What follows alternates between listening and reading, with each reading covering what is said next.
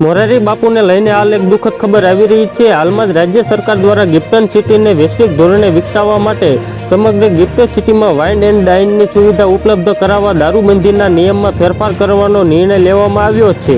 હાલમાં ચારો તરફ દારૂબંધીને અંગે ચર્ચા વિચારણાઓ અને નિવેદનો સામે આવી રહ્યા છે। ત્યારે રામકથાકાર પરમ પૂજ્ય શ્રી મોરારી બાપુને જ્યારે દારૂબંધીમાં છૂટ આપવા મામલે સવાલ પૂછવામાં આવ્યું ત્યારે જે જવાબ આપ્યો તે જાણીને તમે પણ ચોંકી જશો।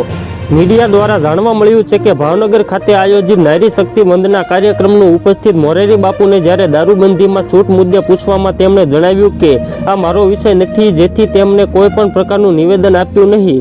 વેબસાઇટ પર પ્રકાશ થતા તમામ સમાચાર અને કહાનીઓ કોઈ સોર્સ ઉપરથી લેવામાં આવેલા છે। અમારો ફક્ત એ જ ઉપદેશ છે કે સારી માહિતી તમારા સુધી પહોંચાડવી।